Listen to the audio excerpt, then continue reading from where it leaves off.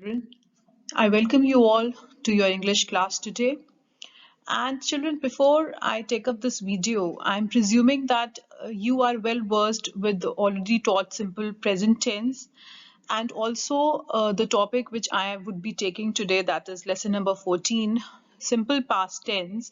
We have already covered two videos, and this is the video where I would be brushing up the topic, and here in this video I'll be comparing the simple present tense and the simple past tense also.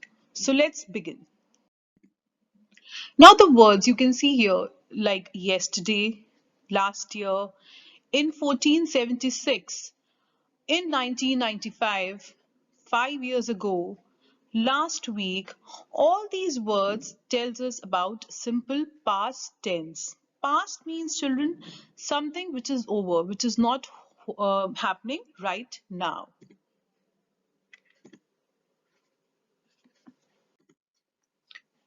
So you can see here the clock where the arrow is marked to the back side.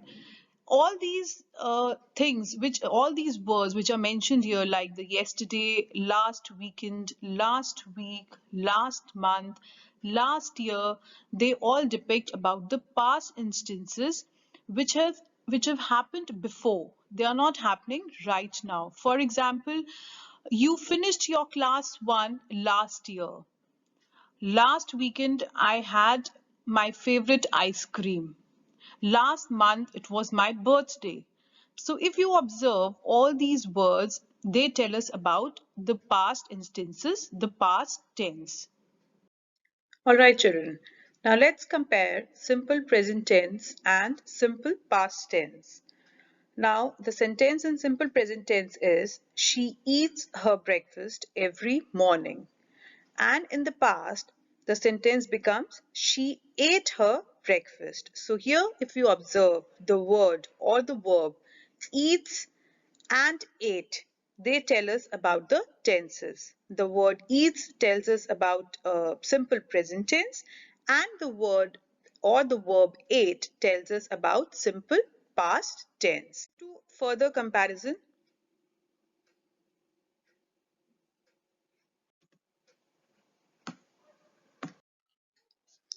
okay, let's read these sentences to understand the tenses better. Now, first one is the baby cries. Here, the verb is crying, cries, and it is written in the simple present tense.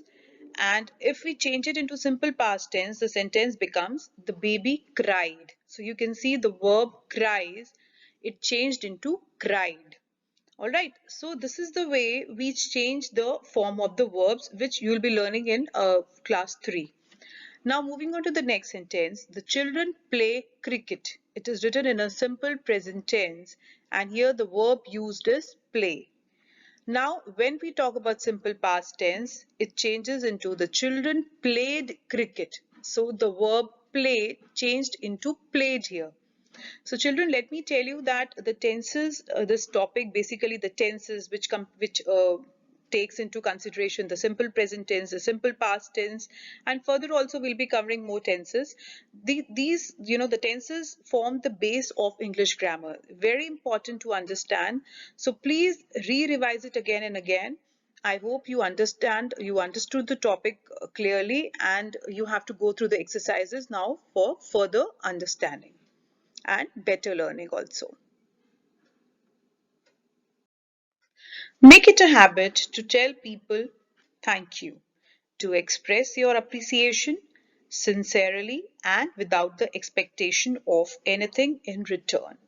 Pass it on, children, because I want to say thank you, a big thank you to all of you for being such a lovely listeners, and I would appreciate if you keep practicing the grammar exercises also.